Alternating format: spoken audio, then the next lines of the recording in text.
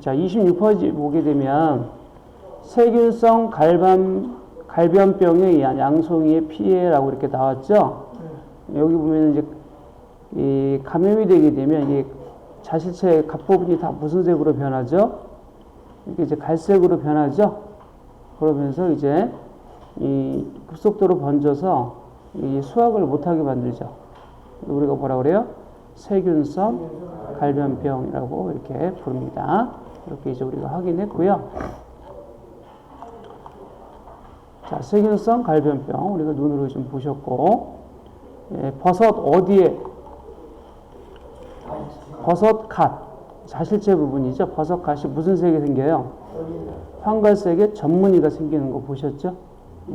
그러니까 이거는 주로 우리가 그 재배사 내에서 물을 뿌려주고 나면은 표면 자실체 표면은 물기를 말려줘야 돼요. 근데 물기를 잘 안 말려주고 물기가 남아있다 그러면 뭐가 감염이 되죠? 세균성 갈반병 또는 뭐라고도 불러요? 세균성 갈변병 같은 이야기예요. 세균성 갈반병 또는 뭐라고도 불러요? 세균성 갈변병 똑같아요. 갈반병 이렇게 부르기도 하고 갈변병 이렇게 부르기도 해요. 같은 이야기입니다. 이거는 이제 재배사대에서 관수용 물, 매개체, 그러니까 물을 뿌려주고 나면은 그 자실체 부분에서는 물기를 말려줘야 되는데 물기를 안 말려줬다든지 또는 이제 버섯파리라든가 응애 여기 뒤에서 배울 건데 이런 것들이 이제 들어와서 감염을 시킨다든지 작업자의 손 등에 의해서 발생할 수 있고요. 재배사 내에서 주야 간의 온도 차이로 인한 결로가 생겼다. 주야 간 밤과 낮에 온도 차이가 심하면 물방울이 생기죠. 거기에 이제 말려줘야 되는데 안 말려주면 이걸로 인해서 세균성 갈반병이 급속도로 퍼진다는 이야기고, 어린 자실체의 갈변 및 부패, 기형버섯이 나타납니다. 이 방제법은 매개체 방지한다고 그랬죠. 즉 아까 이제 버섯파리라든가 응애 이런 것들이 재배사대로 못 들어오도록 해야겠죠. 그 다음에 이제 저수조를 세척하든지 소독한다든지 재배사에 이제 단열 보완을 해주셔야 됩니다. 그 다음에 버섯이 없을 때는 농용산 수화제 이런 것들을 이제 살펴주시는 것도 좋습니다. 자, 넘기시면 자, 양송이 보도록 하죠. 자, 양송이 버섯에 주로 이제 많이 발생하는 그런 이제 병들을 보면 괴균병은요, 얘는 특징이 얘는 이제 양송이 자실체에 걸리는 게 아니라 얘는 복토에 발생이 됩니다. 어디에 발생이 된다고요? 복토에. 양송이균이 존재하는 태비배지에서 잘 자라요. 양송이에는 직접 기생을 한다 안 한다? 양생이 자체에는 양송이 자체에 기생하는 게 아니라 태비배지에 잘 자랍니다. 복토에 잘 자라고요. 병증을 보게 되면 다망색의 균사, 흑갈색의 태비, 다몽색의 반적과 주름이 있는 자낭이 출현이 되고, 양송이균이 존재하는 태비배지에서 잘 자라고요. 양송이에는 직접 기생을 한다 못한다? 양송이 자실체는 직접 기생하는 게 아니라 어디에서? 태비, 복토에서 잘 자라는 거예요. 잘 눈여겨보셔야 되고, 발병 조건을 보게 되면 태비 배지량이 많고 재배사 온도가 높을 때, 복토를 소독하지 않았을 때 주로 이제 뭐가 발생이 된다? 괴균병, 균동이병이 발생이 되고요. 예. 그다음에 태비 배지량이 많고 재배사 온도가 높거나 복토를 소독하지 않았을 때는 괴균병이 걸립니다. 피해 정도는 버섯이 전혀 발생하지 않거나 발생한 버섯도 사멸시켜 버립니다. 방제법은 양송이에서는 이제 복토라는 과정을 거치는데 얘는요, 이 80도 네모나게 해놓으세요. 80도 대표 온도 외우시면 됩니다. 괴균병을 예방하기 위해서는 복토를 소독을 해주셔야 돼요. 몇 도로? 80도에서 몇 시간? 1시간 정도 소독을 해주시는 게 좋습니다. 80도 대표 온도 80도 외우시고 1시간 정도 60분 정도 살균한다. 퇴적장과 재배사의 정기적인 소독, 병에 대한 이런 부분은 어떻게 해야 됩니까? 예, 제거해 주시는 게 좋습니다.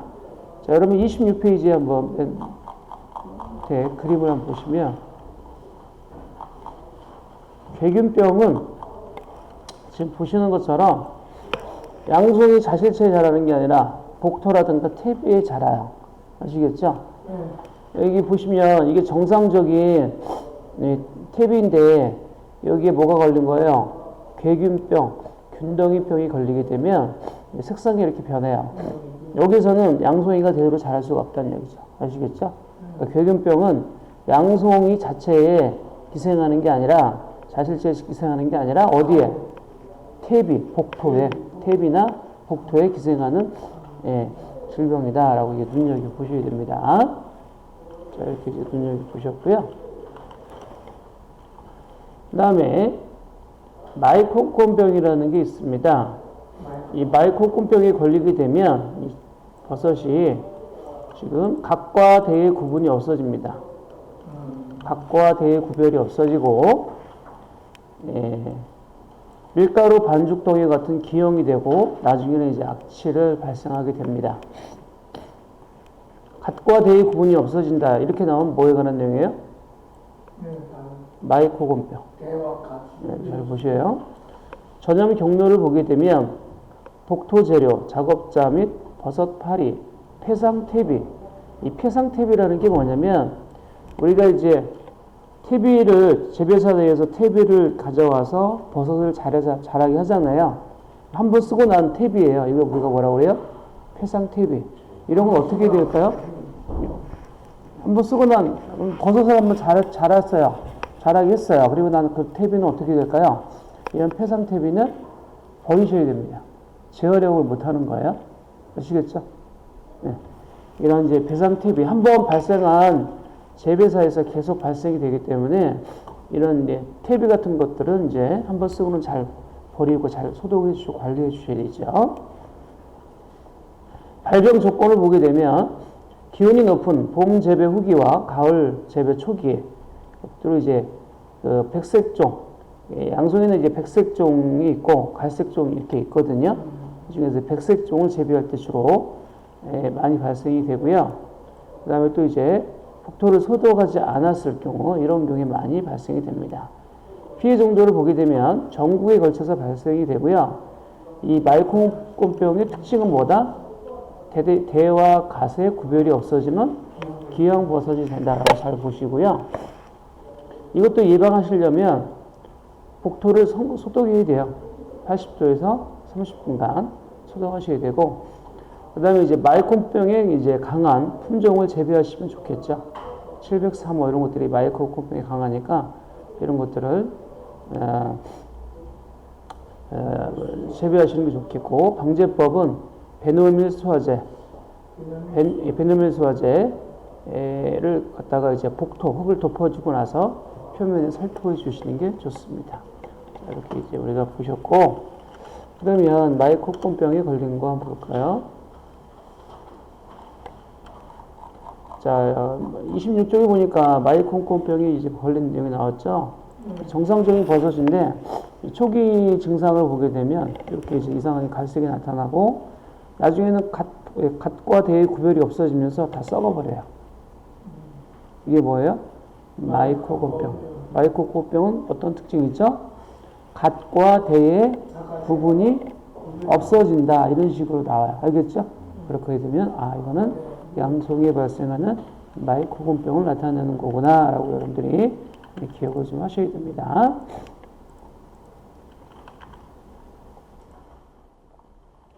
그 다음에 미라병 보죠. 미라병은요 복토 표면에 발생합니다. 이거는요 양송이에서만 발생하는 질병이에요. 어디에서만? 다음 중 양송이에서만 발생하는 질병 이렇게 물어보면 미라병 이렇게 보시고,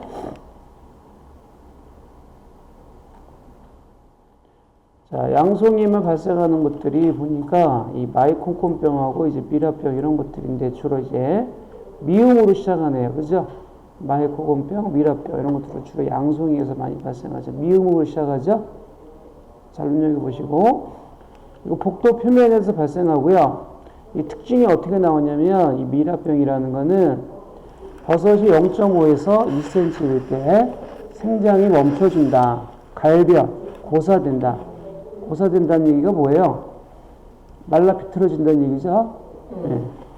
갈변, 고사된다. 양성염은 발생이 된다. 이렇게 보시고요.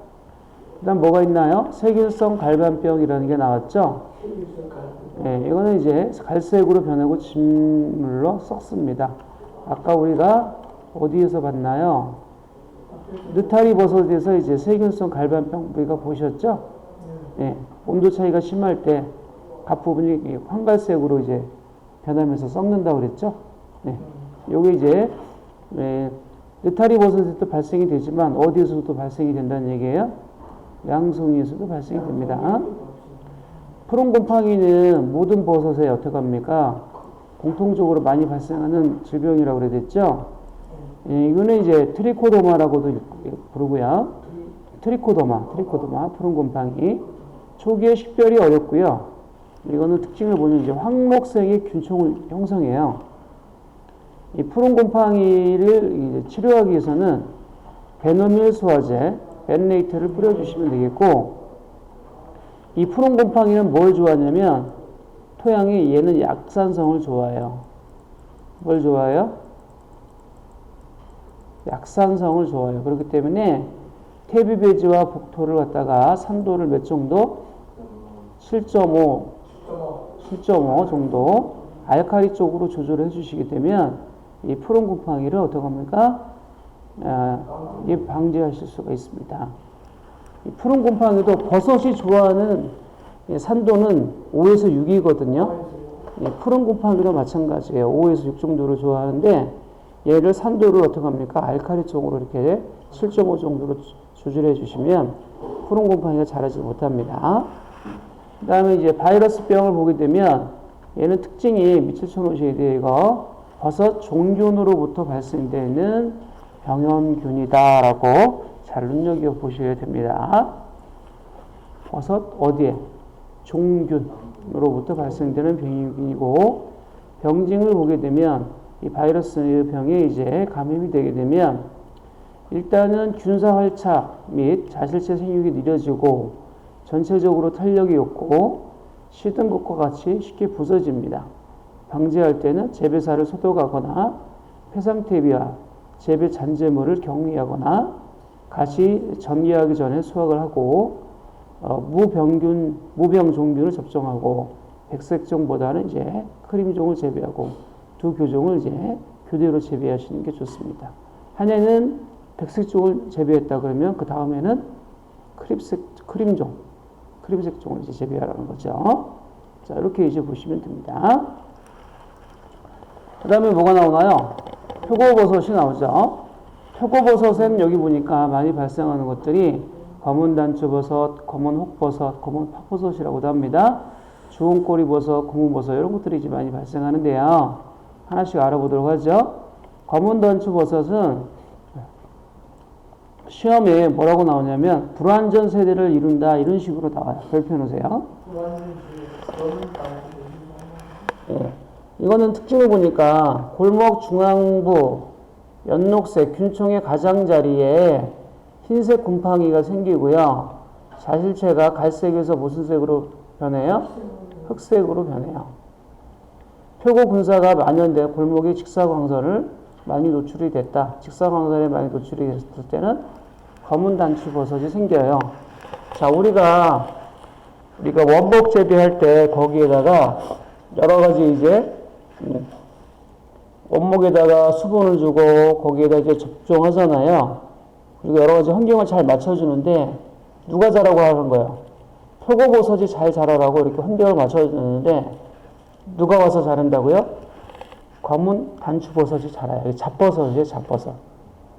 여러분 벼농사할 때 벼를 씌우면 그 옆에 뭐가 자라요 또? 잡초가 자라잖아요. 그죠? 네. 그런 것처럼 표고버섯을 자라려고 원목을 준비했는데 거기에 뭐가 자란다는 얘기예요? 검은 단추버섯, 잡버섯이 자란다는 얘기예요. 이게 다 지금 보시는 것들이 잡버섯들이에요. 검은 뭐 혹버섯, 주홍꼬리버섯, 고무버섯 이런 것들이 다 뭐예요? 잡버섯. 특별히 이제 검은 단추버섯은 불완전 세대를 이룬다 이런 식으로 나오고 자실체가요. 이거 갈색에서 무슨 색으로 변한다? 이렇게 나와요. 잘 눈여겨보세요. 자실체가 갈색에서 흑색으로 나중에 변한다라고 되어 있고 이 표교군사가 만연된 골목에 직사광선에 이제 노출이 많이 되었을 때 발생이 됩니다. 관리하는 방법은 감염을 조기 발견하여 골목을 이제 그늘진 곳으로 옮겨야 돼요. 우리가 접종된 나무를 골목이라고 하거든요. 이 나무를 그늘진 곳으로 옮겨줘야 되고, 그 다음에 뭐가 나오죠? 검은 흑버섯, 검은 팥버섯이라는 게 나오죠. 요거는 이제 골목 중앙부의 연녹색 균총의 가장자리 흰색 곰팡이 자실체가 이것도 역시 어떻게 갈색에서 흑색으로 변하죠. 이것도 어떨 때 표고 균사가 만연된 골목에 직사광선이 많이 노출이 됐다. 이런 경우에 발생하는 게 뭐예요? 검은 흑버섯 이렇게 이제 보시고 그 다음에 주홍꼬리버섯 보면은요, 주로 어디에서 자라냐면 원목의 수분이 적고 그 다음에 직사광선이 노출이 됐을 때 발생하는 게 뭐예요? 주홍꼬리버섯입니다. 고무버섯 나오죠? 장마의 고온 다습한 환경에서 발생하는 게 뭔가요? 고무버섯은 뭐다? 장마 때는 습기가 많죠? 네. 장마 때 습기가 많았을 때 발생하는 게 뭐다? 고무버섯. 이 고무버섯을 예방하려면 원목을 충분히 건조하고 종균 접종 시 활착률이 저하되지 않도록 해줘야 한다라는 거죠. 자, 이렇게 이제 눈여겨 이제 보시면 되겠고요. 이거는 제가 준비를 못했네. 자, 그 다음에 보도록 하죠. 이게 이제 잡버섯 등이에요. 그 다음에 이제 푸른 곰팡이병이 나와 있죠. 이거는 배지나 종균에서 발생하고요. 백색의 균사가 자란 다음에 푸른색 포자를 띱니다. 푸른 곰팡이. 치료제는 아까 우리가 뭐 쓴다 그랬죠? 베노밀수화제. 벤네이트를 쓴다 그랬죠? 그 다음에 부후균에 대해서 알아보도록 하죠. 자, 원목에 침입하여 표고균사와 경쟁하면서 증식하는 이런 균들을 뭐라고 그래요? 부후균이라고 그래요. 우리가 이제 원목에다가 표고를 원목 재배하기 위해서 원목을 어떻게 합니까? 거기다 수분을 맞춰주잖아요. 그러면 누가 자란다고요? 부후균이라는 게 자라요. 원목에 침입해서 표고균사와 경쟁하면서 증식하는 균들을 뭐라고 한다? 부후균이라고 한다라는 거죠. 원목 혹은 골목에 표고균사가 만연되지 않는 장소를 선점해서 표고균이 이용할 영양원을 미리 탈취하죠. 이렇게 이제 보시면 되겠고, 골목 유해균의 발생과 환경을 보게 되면 여기 보시면 직사광선에 노출이 되었을 때 발생하는 게 뭐죠? 검은 단추버섯, 그죠? 검은 혹버섯, 주홍꼬리버섯, 치마버섯 이런 것들은 어디에 노출됐을 때? 직사광선에 노출이 됐을 때 발생하는 잡버섯들이고, 저온이고 다습할 때는 마른 진흙버섯. 그 다음에 이제 고온이고 다습할 때는 이제 구름버섯, 악교버섯 이런 것들이 발생이 됩니다. 자, 그리고 일반적인 표고버섯의 병용균의 발생 원인을 보게 되면 종균이 활착이 어떻게 됩니까?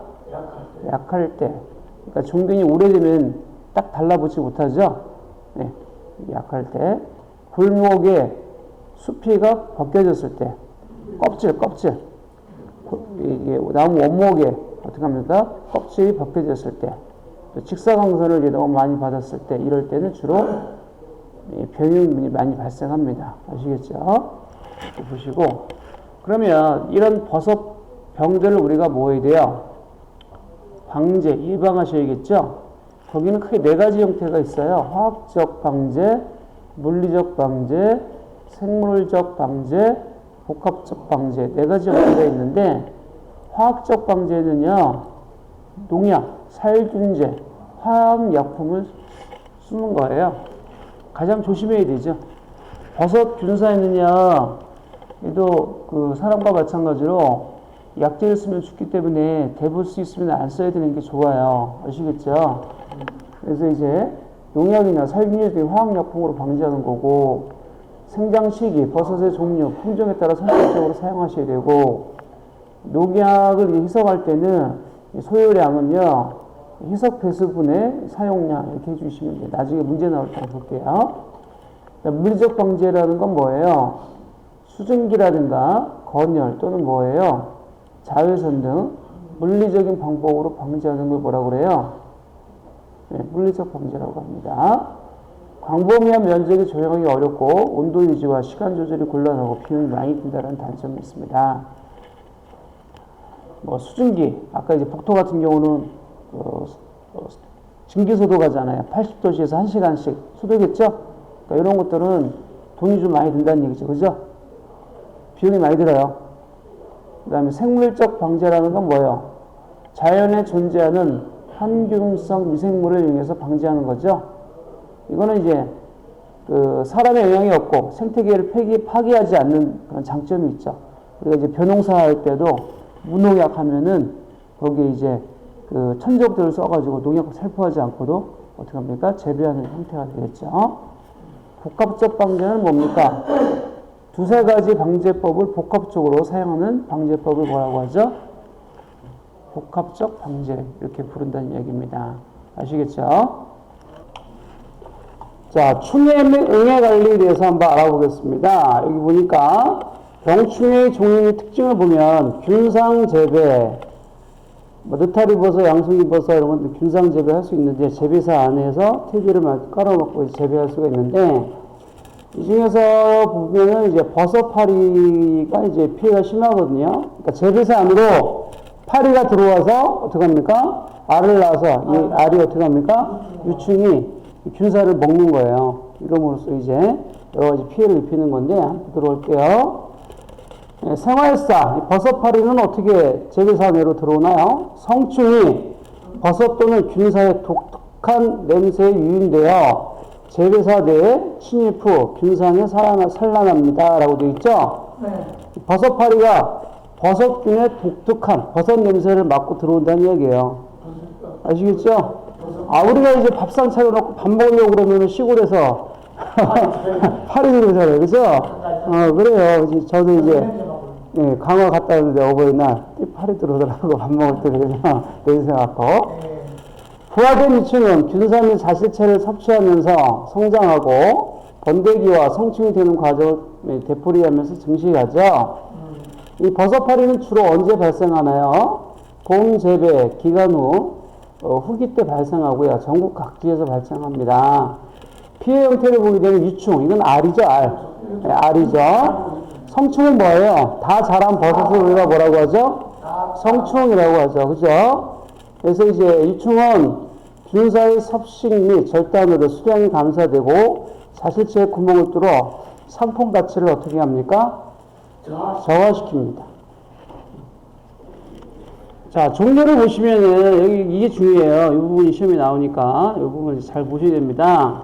시아리드, 버섯파리의 종류예요. 예, 버섯파리 종류를 보면 시아리드, 포리드, 세시드, 마이세토피 이렇게 있는데 이 중에서 이 네 개 중에서 주로 시험에 나왔던 것들은 이 두 가지가 주로 시험에 많이 나왔어요. 네, 세시드하고 마이세토피 두 가지가 많이 나왔으니까 두 가지 많이 나온 것부터 먼저 볼게요. 세시드는요, 유충이 2mm 정도로 매우 작아요. 그 다음에 유태생, 이는 뭐냐면, 유충이 유충을 낳아요. 알이 알을 낳아요. 보통은 성충이 자라가지고, 정충이 어떻게 합니까? 자라서 알을 낳잖아요. 근데 이는 세시드는 유태생을 해요. 알이 알을 낳아요. 유충이 유충을 산란하기 때문에 번식력이 굉장히 빨라요. 우리나라에서 가장 많은 피해를 주는 버섯파리는 뭐예요? 세시드예요. 세시디는 어떤 특징이 있다고요? 유태생이에요. 그걸 유태생한다 그래요. 크기가 2mm 정도로 매우 작고 유태생한다.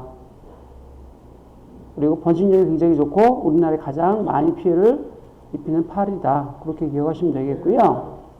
그다음 뭐가 나오죠? 마이세토필이라는 게 나오죠. 성충은 6에서 7mm 정도로 버섯파리 중 가장 커요. 그리고 날개와 다리가 길어서 모기와 비슷하게 생겼어요. 그러면 거미처럼 어떻게 됩니까?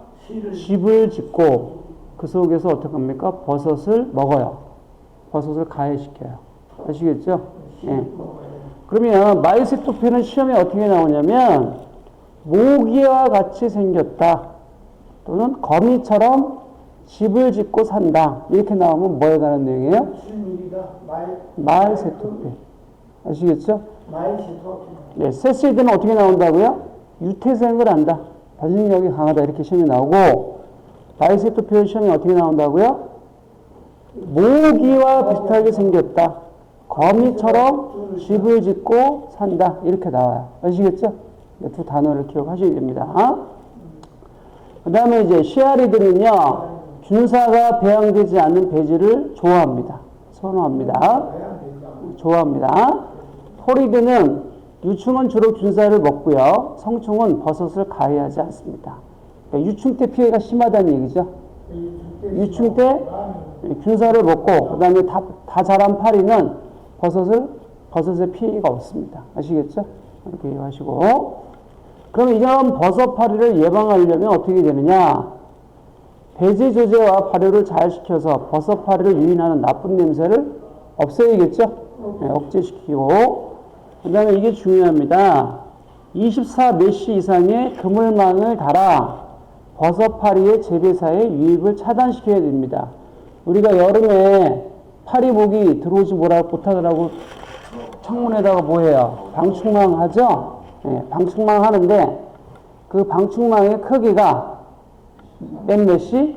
24메시로 해야 한다라는 거죠. 이게 시험에 나와요. 24메시. 네. 버섯파리의 산란처나 먹이를 원천적으로 제거해야 되고 배지의 질소 원인 개분이 뭐예요? 이게 닭똥이죠. 닭똥. 닭똥이나 돈분, 돼지똥 이런 것들을 말려서 보관해서 버섯파리의 산란은 어떻게 된다? 방지해야 한다. 알을 낳는 걸 못하게 해야 한다는 얘기죠. 그 다음에 이런 이제 버섯파리를 예방하기 위해서는 여기 보니까 더스바니제, 종균 접종 시 종균에 혼합해서 접종을 하고요. 그 다음에 이제 가장 잘 나왔던 문제가 이거예요. 디밀린, 따라서 디밀린 수화제. 이를 이제 살포하시면 됩니다. 디밀린, 따라서 디밀린. 네, 버섯파리를 예방하기 위해서 뿌리는 수화제, 약제는 뭐다? 디밀린. 잘 눈여겨보셔야 됩니다. 아시겠죠? 네, 이 밖에도 뭐, DDVP, 성충방제, 폐상후 균상에 살포하실 수 있는데, 가장 많이 쓰는 게 뭐예요? 디밀린 수화제, 디밀린. 이거 쓰고요. 그 다음에 버섯파리를 예방하기 위해서는 그물망을 씌우는데, 그 그물망의 크기가 24배시라는 거 잘 눈여겨서 보셔야 됩니다. 아시겠죠? 네. 그 다음에 넘겨보시면 응애가 나옵니다. 응애 보도록 하죠. 먼저 그림을 보시면은요, 응애가 이렇게 생겼거든요, 여러분. 응애. 거미처럼 이렇게 생겼어요. 굉장히 작아요. 응애. 얘는요, 이 모양 보셨죠? 네, 거미처럼 이렇게 생겼죠? 네. 응애는요, 분류학상 거미강의 응애목에 속해요. 네. 거미강의 응애목에 속하고 곤충에 속하지는 않고요. 거미라고 보시면 되겠고, 거미와 매우 유사하지만 크기가 0.5mm 이내로 굉장히 작아요. 0.5mm면 눈에 거의 보이지도 않겠네요. 그죠? 예. 얘는 번식력이 굉장히 강해요. 그 다음에 불량한 환경에서도 잘 견뎌요. 표현해 놓으셔야 돼요. 응애는 거미처럼 생겼고요. 크기가 0.5mm로 굉장히 작고요. 번식력이 강하고 불량 환경이 좋지 못하더라도 온도가 굉장히 높거나 온도가 매우 낮아도 먹이가 없어도 얘는 잘 자라요. 잘 번식한다는 뜻이죠. 피해, 어떤 피해를 주느냐? 돼지 중에 균사를 어떻게 하죠? 가해합니다. 공격을 합니다. 자실체를 먹어버려요. 자실체를 섭식하여 상품 가치를 하락시킵니다. 여러분 저기 버섯 출하했는데 거기에 벌레 먹으면 사람들이 사겠어요? 그 다음에 이 응애가 있으면 이 작업자의 가려움을 유발합니다. 응애가 이렇게 사람 피부에 닿으면 가려워요.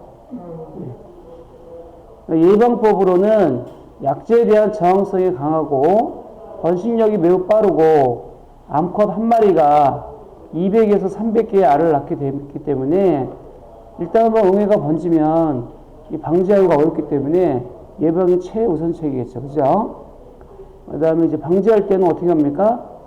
매개출의 침입 차단, 매개체 붙여주세요. 매개체의 침입 차단. 그러니까 응애를 옮기는 그런 것들을 어떻게 해야 돼요? 침입을 차단을 시켜야 한다는 얘기죠. 응애가 뭐 작업자의 뭐 이렇게 작업 도구에서 옮길 수도 있고, 그 다음에 여러 가지 이제 물건에서 옮길 수 있으니까 이런 매개체의 침입을 차단해야 되고, 폐상 후 우리가 이제 그 퇴비배지를 쓰고 나서 이걸 이제 버려야 되죠. 폐상 후 퇴비배지를 어떻게 합니까? 살균제나 토양 살균제로 어떻게 합니까?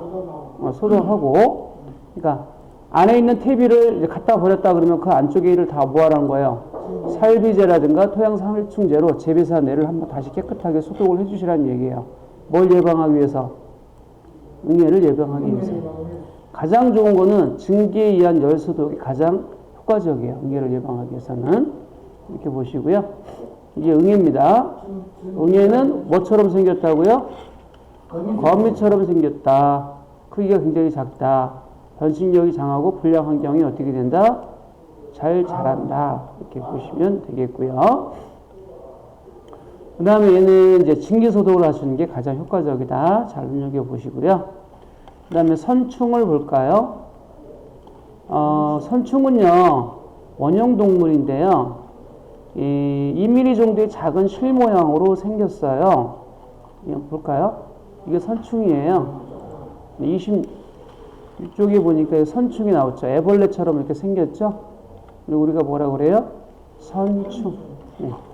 얘는요, 주로 뭐를 피해를 입히냐면 0.25에서 2mm 정도의 작은 실 모양이고요. 균산 바닥에 진흙이나 오물이 묻지 않도록 청결 관리해야 되고, 복토지대로 60도씨 이상에서 살균해야 되는데, 얘는 자실체를 먹어요. 뭘 먹는다고요? 자실체를 먹어요. 그러니까 주의하셔야죠. 그 다음에 원목재배. 우리 원목재배하는 품종은 뭐예요?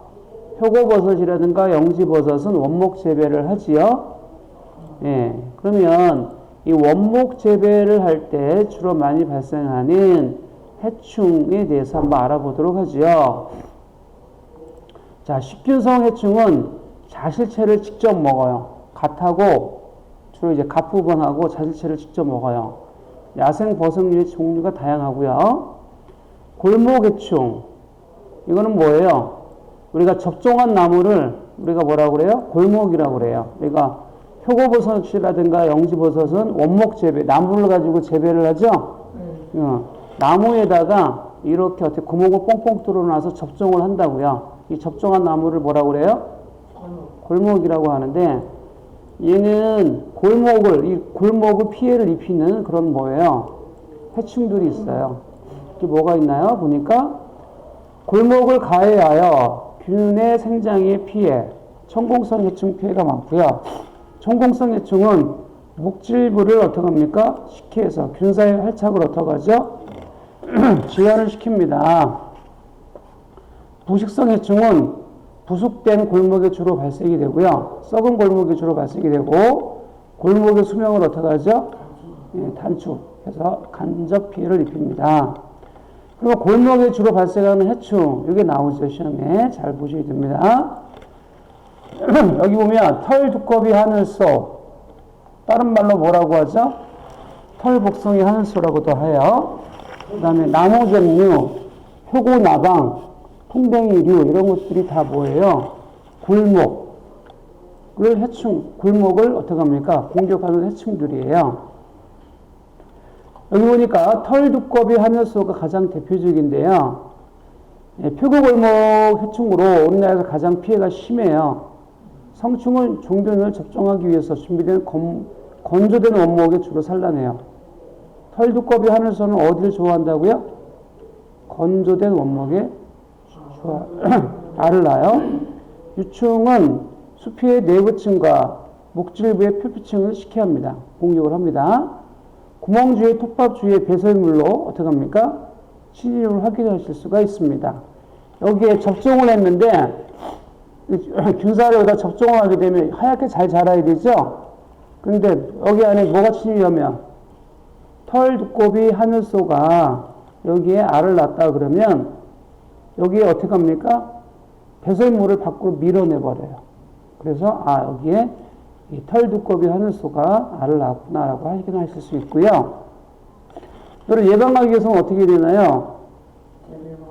재배장 주위에 해충, 월동 및 서식 장소를 어떻게 해야 되죠?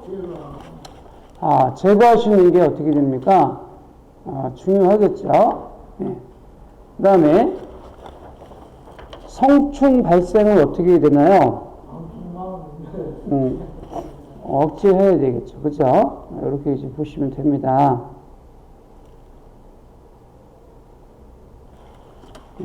재배장. 그렇게 보시면 되겠고.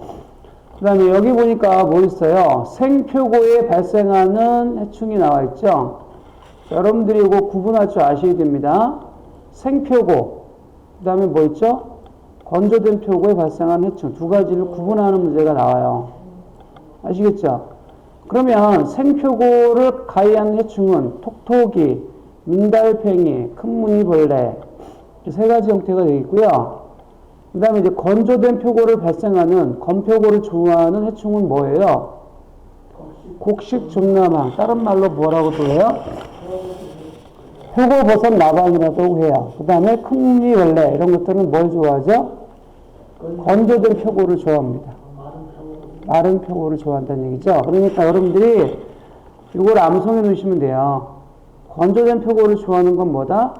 곡식 좀나방, 표고 버섯 나방. 이거는 하나를, 이거는 암송을 하셔야 돼요. 아시겠죠? 이건 암송하셔야 됩니다. 건조된 표고를 좋아하는 해충은 뭐다? 곡식 좀나방. 다른 말로 뭐라고 한다? 표고 버섯 나방이다. 라고 여러분들이 잘 암기해 놓으시고, 그 다음에 생표고를 좋아하는 나방들은 뭐냐? 톡톡이, 민날팽이, 큰 무늬벌레 이런 것들이거든요. 자, 밑에 여기 그림을 보시게 되면 이 털 두꺼비 하늘소고요, 민달팽이 또 뭐 있죠? 톡톡이 이런 것들이 있네요. 그죠? 이런 것들은 주로 뭐를 좋아한다고요? 생표고를 좋아하고, 그 다음에 표고버섯 나방, 곡식 좀나방은 뭘 좋아한다? 그렇죠. 건조된 표고를 좋아한다. 눈여겨보셔야 됩니다.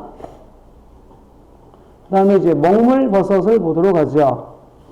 먹물버섯은 양송이에서 자라고요. 양송이 태비배지에서 자라고요. 태비 발효시 온도가 몇 도가 되었을 때? 밑줄 쳐놓으세요. 이게 나왔어요, 시험에. 먹물버섯이 가장 잘 자라는 온도는 이렇게 물어봐요. 아시겠죠? 그 온도를 잘 보셔야 됩니다. 먹물버섯이 가장 잘 자라는 온도는 몇 도예요? 45에서 55도시고, 갓 가장자리에 액화 현상이 일어나면서 갓은 없어지고 대만 남아요. 대의 길이는 15에서 25cm 정도 되는데, 자, 보세요.